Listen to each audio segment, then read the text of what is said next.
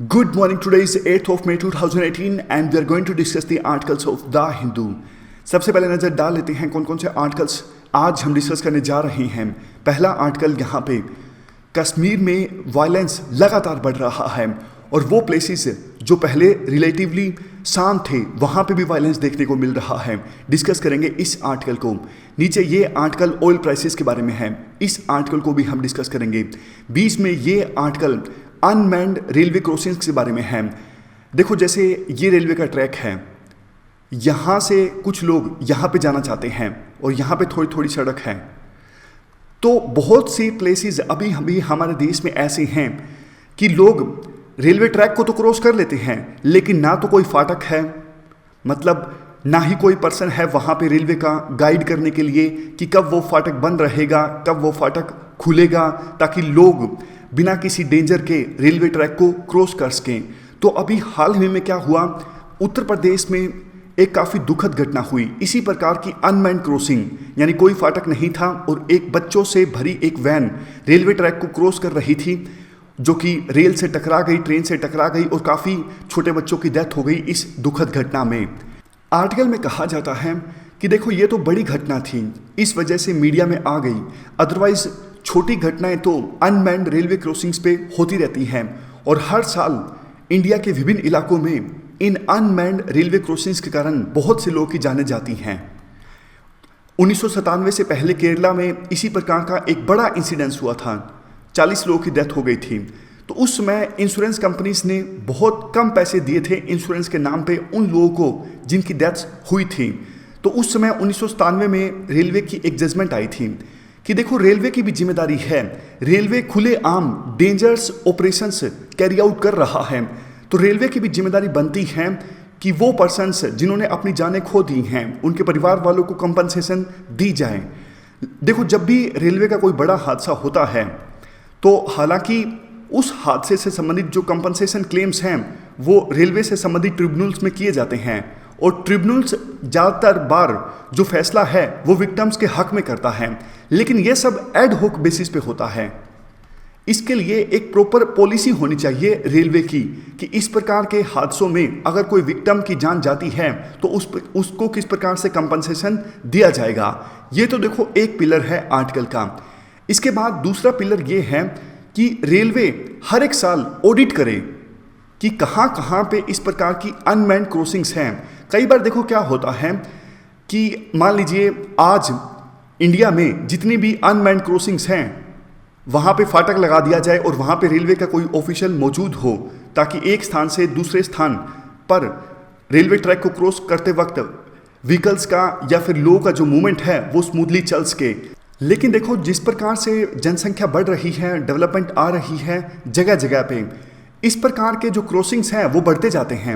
मान लीजिए ये रेलवे ट्रैक है, अभी फ़िलहाल यहाँ पे कोई नहीं रहता, इसलिए यहाँ से वहाँ कोई मूवमेंट नहीं होता लोगों का, लेकिन 2-3 साल बाद यहाँ पे भी घर बन गए और यहाँ पर भी घर बन गए, तो यहाँ जो रहने वाले लोग हैं वो रेलवे ट्रैक को क्रॉस करके यहाँ जाने लगेंगे। तो यहाँ पर मैन क्रॉसिंग की आवश्यकता होगी कुछ समय बाद। तो इस प्रकार से नए नए क्रॉसिंग बनते जाते हैं। जिस प्रकार से जनसंख्या बढ़ रही है, रेलवे ट्रैक को क्रॉस करने के लिए नई नई जगह बना दी जाती है। तो अगर रेलवे हर साल ऑडिट करेगा क्या कोई नई जगह क्रॉसिंग बनाई गई है, तो रेलवे को पता लग जाएगा कि ये नई जगह क्रॉसिंग बनाई है तो यहाँ पे फाटक लगाने की आवश्यकता है, किसी रेलवे ऑफिशियल को तैनात करने की आवश्यकता है। ये सब तभी पॉसिबल होगा जब रेलवे रेगुलर रूप से ऑडिट करेगा कि नई नई क्रॉसिंग कहाँ कहाँ पे आई है, वहाँ पे कुछ व्यवस्था की जाए। तो ये पूरा आर्टिकल है, कुछ खास मतलब स्पेसिफिक पॉइंट्स नहीं है और संभावना भी कमी है कि इस स्पेसिफिक इश्यू पे क्वेश्चन आए। नीचे का जो आर्टिकल है वो जॉब के डेटा के बारे में है। जयराम रमेश कांग्रेस के लीडर हैं, इन्होंने ये आर्टिकल लिखा है। ये कहते हैं कि प्रधानमंत्री ने जनवरी में दावा किया कि 2017 में इंडिया में 7 मिलियन यानी 70 लाख जॉब्स पैदा हुई। ये गलत आंकड़ा है। इसके अलावा एनडीए गवर्नमेंट के कुछ मिनिस्टर्स ने, नीति आयोग के कुछ ऑफिशियल्स ने, इकोनॉमिक एडवाइजरी काउंसिल के जो मेंबर हैं उन्होंने भी इसी प्रकार के बड़े बड़े दावे किए, लेकिन ये सब दावे सच नहीं हैं। हमें ये मानना होगा कि इंडिया में जॉब्स की प्रॉब्लम है। इसके पीछे technological disruption, artificial intelligence automatic jobs जो क्रिएट हो रही हैं वो भी एक रीज़न रिस्पॉन्सिबल हैं। अगर हम इस फैक्ट को एक्सेप्ट करेंगे तभी हम जॉब्स क्रिएशन की तरफ ध्यान देंगे। अगर हम प्रॉब्लम्स को ही रिकॉग्नाइज नहीं कर रहे हैं तो ये काफ़ी गलत बात है। तो यही पूरा आर्टिकल है जॉब्स के डेटा के बारे में। उसके बाद यहाँ पे ये जो आर्टिकल है वो डीएनए डेटाबेस के बारे में है, किस प्रकार से डीएनए डेटाबेस का इस्तेमाल किया जा सकता है। सेक्सुअल ऑफेंसेस के जो केसेस होते हैं उन केसेस में कन्विक्शन रेट बहुत कम है, तो आरोपियों को आइडेंटिफाई करने के लिए डीएनए डेटाबेस अगर मेंटेन करके रखा जाता है तो कन्विक्शन रेट को इंक्रीज किया जा सकता है रेप के केसेस में और सेक्सुअल ऑफेंसेस के केसेस में। यहाँ पे जो आर्टिकल है वो राजनीति से संबंधित है, कर्नाटक की राजनीति से संबंधित, एग्जाम के लिए इंपॉर्टेंट नहीं है। और देखो कल हम डिस्कशन नहीं कर पाए थे प्रीलिम बूस्टर की, प्रॉब्लम थी। देखो बहुत बार ऐसा होता है कि फैमिली में कोई प्रॉब्लम होती है, फैमिली में कोई बीमार हो जाता है, कोई डेथ भी हो जाती है, तो आप सब मेच्योर हो। आमतौर पे डिस्कशन बहुत रेयर ऐसा होता है कि हम डिस्कशन ना करें, लेकिन बहुत बार ऐसा कुछ हो जाता है परिवार में कि आपको पता है। चलते डिस्कशन स्टार्ट करते हैं। चलिए सबसे पहले हम कश्मीर से संबंधित आर्टिकल को डिस्कस करेंगे। जीएस पेपर 3 के इस टॉपिक में ये आर्टिकल कवर होगा। क्या कंटेस्ट है? संडे की सुबह यानी परसों सुबह कश्मीर में सिक्योरिटी फोर्सेस को जानकारी मिली कि कश्मीर के शोपियन डिस्ट्रिक्ट में एक गांव है, बड़ी गांव विलेज, वहाँ पे कुछ आतंकवादी छिपे हुए हैं। तो सिक्योरिटी फोर्सेस ने वहाँ पे सर्च ऑपरेशंस स्टार्ट किए। सर्च ऑपरेशंस जब चल रहे थे तो आतंकवादियों ने फायरिंग स्टार्ट की और एनकाउंटर स्टार्ट हो गया कश्मीर के शोपियन डिस्ट्रिक्ट में। रीइंफोर्समेंट भेजी गई, जो पैरा कमांडोज हैं और जम्मू कश्मीर के पुलिस के स्पेशल ऑपरेशन ग्रुप को वहाँ पे भेजा गया और सिविलियंस भी इकट्ठे होने लगे, कुछ सिविलियंस इकट्ठे होने लगे ताकि आतंकवादियों को बचाया जा सके। सिक्योरिटी फोर्सेस की इस कार्रवाई में 5 आतंकवादी मारे गए, जिसमें हिजबुल मुजाहिदीन का एक कमांडर बुरहान वानी का एड यानी साथी भी शामिल है और कश्मीर यूनिवर्सिटी का एक असिस्टेंट प्रोफेसर भी शामिल है। लेकिन दुखद बात यह है कि 5 सिविलियंस की भी डेथ हो गई। सिविलियंस वहाँ पे एकत्रित हुए थे, पत्थरबाजी कर रहे थे, तो सिक्योरिटी फोर्सेस की कार्रवाई में 5 सिविलियंस की वहाँ पे डेथ हो गई और 130 लोग घायल हो गए, जिसमें सिक्योरिटी फोर्सेस के कुछ जवान भी शामिल हैं। पिछले हफ्ते हुए वायलेंस में कश्मीर में 24 से ज़्यादा लोगों की डेथ हो चुकी है, including militants and civilians and security forces also. आगे आर्टिकल में कहा जाता है कि 1990s में काफ़ी वायलेंस होता था कश्मीर में। एक साल में कुछ हज़ार लोगों की जानें चली जाती थी, लेकिन धीरे धीरे कश्मीर में वायलेंस में कमी आई और 2012 में 117 लोगों की डेथ हुई कश्मीर में। लेकिन 2013 के बाद फिर से वायलेंस धीरे धीरे इंक्रीज हो रहा है और ख़ास करके 2016 में जुलाई में जब बुरहान वानी की डेथ हुई तो इस एनकाउंटर ने एक ट्रिगर का काम किया। उसके बाद से डेथ्स का आंकड़ा जो है वो लगातार बढ़ रहा है। 2017 में 358 लोगों की जाने गई। देखो बार बार जब भी इस प्रकार का कोई एनकाउंटर होता है कुछ सिविलियंस एकत्रित होने लगते हैं और उसके जवाब में सिक्योरिटी फोर्सेस को टीयर गैस या फिर पैलेट गन्स चलानी पड़ती हैं। तो सिक्योरिटी फोर्सेस के सामने एक चैलेंज ये तो है ही कि मिलिटेंट्स को खोजना और उनको मार गिराना। एक चैलेंज ये भी है कि सिविलियंस को एनकाउंटर साइट से दूर रखना, क्योंकि सिविलियंस की अगर डेथ होती है तो एलियनेशन और ज़्यादा होता है। तो ये दोहरे चैलेंजेस हैं सिक्योरिटी फोर्सेस के सामने। और एक चिंता की बात यह है कि देखो शोपियन डिस्ट्रिक्ट कश्मीर का पहले रिलेटिवली पीस था, शांतिपूर्ण था, लेकिन अब धीरे धीरे यहाँ पे बहुत से एनकाउंटर होने लगे हैं। यहाँ पे भी कुछ जो यूथ हैं उनको भड़काया जा रहा है, वो भी मिलिटेंट्स बनने लगे हैं। और ये जो पत्थरबाजी या फिर स्टोन पेल्टिंग की जो घटनाएं हैं उनमें भी बहुत ज़्यादा इजाफा देखने को मिलता है। कई बार तो लगातार ऐसी घटनाएं चलती रहती हैं। तो सिक्योरिटी फोर्सेस के सामने चैलेंज होता है कि कैसे इन घटनाओं पर काबू पाया जाए। लास्ट में कंक्लूजन में ये बोला जाता है कि हमारे देश की अथॉरिटीज़ कहीं ना कहीं कश्मीर प्रॉब्लम को ठीक से एड्रेस नहीं कर पा रही हैं। देखो सिक्योरिटी फोर्सेस तो अपना काम कर रही हैं, लेकिन कश्मीर प्रॉब्लम का सॉल्यूशन सिर्फ सिक्योरिटी फोर्सेस नहीं है। होम ग्रोन जो मिलिटेंसी है वो बढ़ रही है। लोकल जो यूथ हैं वो एलियनेशन के कारण मिलिटेंसी को ज्वाइन कर रहे हैं। ये काफ़ी अनफॉर्चुनेट चीज़ है। 2010 में जब समर प्रोटेस्ट हुआ था कश्मीर में तो उसके जवाब में उस समय सेंट्रल गवर्नमेंट ने एक ऑल पार्टी डेलीगेशन भेजा था वैली में। और इस बार भी आवश्यकता है सेंट्रल गवर्नमेंट को कि इससे पहले कि सर्दियां आए वहाँ पे जो लगातार प्रोटेस्ट हो रहे हैं उनको एड्रेस करने के लिए एक ऑल पार्टी डेलीगेशन सेंड किया जाए ताकि कश्मीर के लोगों के कंसर्न्स को जाना जा सके। तो ये कंक्लूजन है, ये पूरा आर्टिकल था कश्मीर के बारे में। चलते हैं आगे। अगला आर्टिकल डीएनए डेटाबेस के बारे में है। क्या कंटेस्ट है? देखो, सेक्सुअल ऑफेंस अगेंस्ट वुमेन लगातार बढ़ रहे हैं, इवन रेप के केसेस भी लगातार बढ़ रहे हैं, लेकिन कन्विक्शन रेट बहुत कम है। बहुत कम लोगों को फाइनली दोषी ठहराया जाता है इन केसेस में। तो एक सुझाव ये दिया जाता है कि एक डीएनए डेटाबेस तैयार किया जाए उन लोगों का जिन पे सेक्सुअल ऑफेंसेस के आरोप लगते हैं, जिन पर रेप्स के आरोप लगते हैं, ताकि फ्यूचर में अगर इस प्रकार के ऑफेंस हों तो जल्दी से आरोपियों को आइडेंटिफाई किया जा सके। तो इस संदर्भ में एक ड्राफ्ट तैयार किया गया था, लेकिन अभी तक ये बिल पास नहीं हुआ है पार्लियामेंट से। लेकिन आंध्र प्रदेश सरकार ने कहा कि हमने एक प्राइवेट एजेंसी के साथ टाई अप किया है और हम हमारे स्टेट में एक डीएनए का डेटाबेस मेंटेन करेंगे, स्टोर करके रखेंगे, ताकि आरोपियों को जल्दी से आइडेंटिफाई किया जा सके और उनको सज़ा दिलवाई जा सके इस तरह के केसेस में। लेकिन आज के आर्टिकल में राइटर्स कुछ कंसर्न्स व्यक्त करते हैं। कुछ कंसर्न्स हैं अगर डीएनए का डेटाबेस तैयार किया जाता है। सबसे पहले बेसिक कंसर्न तो ये है, देखो, जिस प्रकार से डेटा स्टोरेज से मिसयूज़ की आशंका बनी रहती है, उसी प्रकार से अगर डीएनए का डेटाबेस रहेगा एक जगह पे तो आशंका ये है कि उस डीएनए के डेटाबेस को मिसयूज़ किया जाएगा। और दूसरा जो इशू है वो सिविल लिबर्टी का इशू है।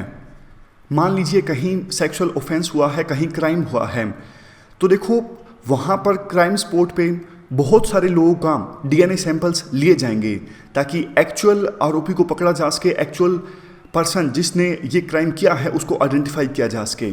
अब अंत में आरोपी तो सिर्फ एक निकलेगा, लेकिन डीएनए सैंपल्स बहुत से लोगों के लिए हैं। तो ये इंश्योर करना कि बाकी लोग जो इनोसेंट हैं, जिनके डीएनए सैंपल्स लिए गए हैं, उनके डीएनए सैंपल्स डिलीट कर दिए जाएं, ये भी मुश्किल चीज़ होगी ये इंश्योर करना। फ्यूचर में देखो, इन लोगों ने, ये लोग इनोसेंट है, इन्होंने कोई क्राइम तो किया नहीं, लेकिन फिर भी उनका जो डेटा है वो डीएनए डेटाबेस में आ गया है। अब तीसरा इशू जो कि काफ़ी चिंता का कारण है वो ये है, हालांकि टेक्नोलॉजी काफ़ी ज़्यादा एडवांस हो चुकी है, लेकिन फिर भी ये जो संभावना है वो बनी रहती है कि डीएनए जो सैंपल्स हैं वो मैच हो जाएं, लेकिन पर्सन्स ने वास्तव में आरोप नहीं किया है, क्योंकि काफ़ी बार डीएनए डेटाबेस का भी अच्छे से इस्तेमाल नहीं किया जाता है। तो ये भी एक इशू है। तो जो इनोसेंट पर्सन्स हैं उनको पकड़ा जा सकता है, हालांकि पहले उन्होंने कोई क्राइम किया हो, अब वो सुधर चुके हैं, लेकिन उनका जो डेटा है वो डीएनए डेटाबेस में है और अच्छे से यूज़ नहीं किया जा रहा है उस डेटाबेस को। तो अगले केस में कोई पर्सन इनोसेंट हो सकता है, लेकिन उसे फिर से इन्वेस्टिगेशन एजेंसीज के द्वारा पकड़ा जा सकता है। तो ये भी एक इशू है। तो अब कुछ सुझाव देते हैं राइटर। सबसे पहला सुझाव तो देखो ये है, जिस भी पर्सन का डीएनए डेटाबेस लिया जाए वो उस पर्सन की सहमति से लिया जाए, उस पर्सन की कंसेंट से लिया जाए। अगर कोई पर्सन अपनी सहमति देता है कि आप मेरा डीएनए ले सकते हो, डीएनए सैंपल ले सकते हो और उसे डेटाबेस में स्टोर कर सकते हो, तभी इन्वेस्टिगेशन एजेंसीज उस पर्सन का डीएनए सैंपल लें। और दूसरा सुझाव, अगर कोई पर्सन मना कर देता है, अगर कोई पर्सन अपना डीएनए सैंपल नहीं देना चाहता है, तो कोर्ट ऑर्डर के बाद ही उस पर्सन का डीएनए सैंपल लिया जाए। तीसरा सुझाव, अगर देखो क्राइम में किसी पर्सन को फाइनली दोषी ठहराया जाता है, तो बाकी पर्सन्स जिनका डीएनए सैंपल्स लिया गया था उस क्राइम की इन्वेस्टिगेशन के दौरान, तो एक लीगल फ्रेमवर्क या फिर मैकेनिज्म बनाया जाए ताकि उन इनोसेंट पर्सन्स का जिनका डीएनए सैंपल लिया गया था उनका डिलीट किया जाए डीएनए सैंपल्स। और चौथा सजेशन राइटर ये देते हैं कि अगर देखो इन्वेस्टिगेशन एजेंसीज जेनेटिक डेटा के लिए किसी पर्सन का मेडिकल रिकॉर्ड्स एक्सेस करना चाहती हैं, तो उसके लिए भी कोर्ट ऑर्डर लिया जाए। तो ये 4 सजेशंस मेनली राइटर देते हैं। राइटर ये भी कहते हैं यूएस और यूके में डीएनए डेटाबेस तैयार किया गया, लेकिन काफ़ी तरह के कंसर्न्स देखने को मिले यूएस और यूके में डीएनए डेटाबेस से।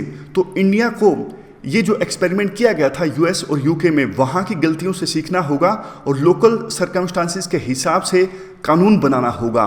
फ़ायदा तो होगा इससे, डेफिनेटली जो कन्विक्शन रेट फिलहाल काफ़ी कम है रेप के केसेस में या फिर सेक्सुअल ऑफेंसेस के केसेस में, वहाँ पे कन्विक्शन रेट को इंक्रीज किया जा सकता है। लेकिन सरकार को ये भी इंश्योर करना होगा कि इस प्रकार का बिल पार्लियामेंट में प्रेजेंट किया जाए और एक्ट बने कि मिसयूज इस चीज़ का कम से कम हो। तो ये पूरा आर्टिकल था डीएनए डेटाबेस के बारे में। चलते हैं आगे। अगला आर्टिकल पेट्रोल और डीजल के प्राइसेस के बारे में है। कंटेक्स्ट क्या है? इंटरनेशनल मार्केट में क्रूड ऑयल के दाम काफ़ी ज़्यादा बढ़ गए हैं। फिलहाल क्रूड ऑयल के दाम इंटरनेशनल मार्केट में 3 साल के हाई पर चल रहे हैं। लेकिन आश्चर्यजनक रूप से 24 अप्रैल के बाद इंडिया में पेट्रोल और डीजल के प्राइसेस में इजाफा नहीं देखने को मिल रहा है। और ये तब है जबकि पिछले साल जून 2017 में सेंट्रल गवर्नमेंट ने डायनामिक प्राइसिंग की पॉलिसी इंप्लीमेंट कर दी थी। मतलब इंडिया में पेट्रोल और डीजल के दाम चेंज होते हैं डेली बेसिस पर। इंटरनेशनल मार्केट में जो क्रूड ऑयल के दाम हैं उसके बेसिस पे डेली चेंज होते हैं इंडिया में पेट्रोल और डीजल के दाम। लेकिन 24 अप्रैल से ऐसा नहीं हुआ है। एक डेटा के अनुसार अप्रैल में इंटरनेशनल मार्केट में क्रूड ऑयल के दाम 8% तक बढ़ गए, लेकिन इंडिया में पेट्रोल और डीजल के दाम अप्रैल में बढ़े सिर्फ 1 या 2%। तो ऐसा क्यों हो रहा है? अगर डायनामिक प्राइसिंग की पॉलिसी हमारे देश में इम्प्लीमेंटेड है तो ऐसा क्यों हो रहा है कि क्रूड ऑयल के दाम तो बढ़ रहे हैं इंटरनेशनल मार्केट में, लेकिन पेट्रोल और डीजल के दाम उस प्रोपोर्शन में नहीं बढ़ रहे हैं? तो इसका रीज़न देखो ये है, आपको पता है 12 मई को इलेक्शंस होने वाले हैं कर्नाटक में। तो सरकार नहीं चाहती कि गलत परसेप्शन वोटर्स में जाएं इलेक्शन सीजन के दौरान। तो एक प्रकार से ऑयल मार्केटिंग कंपनीज को प्रेशराइज किया जा रहा है सरकार के द्वारा कि चाहे इंटरनेशनल मार्केट में ऑयल के दाम बढ़ जाएं, लेकिन आप घरेलू मार्केट में पेट्रोल और डीजल के दाम मत बढ़ाइएगा। आर्टिकल में ये कहा जाता है कि देखो पहले भी ऐसा हुआ था। पहले जब इंटरनेशनल मार्केट में ऑयल प्राइसेस बहुत ज़्यादा घट रहे थे तो उस समय में भी सरकार मुनाफा कमाना चाहती थी इस पूरी चीज़ से, और उसी प्रपोर्शन में पेट्रोल और डीजल के दाम हमारे देश में कम नहीं किए गए थे। लेकिन ये चीज़ एक सोल्यूशन नहीं है। डायनामिक प्राइसिंग की जो पॉलिसी है वो बिल्कुल ठीक है, लेकिन ऑटोनमस रूप से ये पॉलिसी हमारे देश में इम्प्लीमेंट नहीं की जा रही है। मतलब सरकार की दखलंदाजी लगातार इस पॉलिसी में देखने को मिलती है। देखो पेट्रोल और डीजल पे बहुत सारे टैक्स लगते हैं। क्रूड ऑयल को इंपोर्ट किया जाता है, कस्टम ड्यूटी लगती है, बाद में रिफाइन किया जाता है, एक्साइज ड्यूटी भी लगती है और सेल्स टैक्स भी लगता है। तो इन ड्यूटीज़ में सरकार को कमी करनी होगी, क्योंकि ऑयल मार्केटिंग कंपनीज अगर पेट्रोल और डीजल के दाम नहीं बढ़ा रही हैं तो सरकार को तो देखो पैसा देना पड़ेगा ऑयल मार्केटिंग कंपनीज को, अदरवाइज वो तो लॉस में चली जाएंगी। तो बेहतर सॉल्यूशन तो देखो एक ये है कि एक्साइज ड्यूटी में कमी की जाए। अगर एक्साइज ड्यूटी कम होगी पेट्रोल और डीजल पे तो पेट्रोल और डीजल के दाम ऑटोमेटिकली कम होंगे। लेकिन जो सबसे बेस्ट सॉल्यूशन है वो ये है कि पेट्रोल और डीजल को जीएसटी के दायरे में लाया जाए। अभी फिलहाल जीएसटी के दायरे में नहीं है पेट्रोल और डीजल। अगर जीएसटी के दायरे में लाया जाता है पेट्रोल और डीजल को तो प्राइसेस को स्ट्रीमलाइन किया जा सकता है। तो ये पूरा आर्टिकल था ऑयल प्राइसेस के बारे में। तो इस डिस्कशन में फ़िलहाल इतना ही है।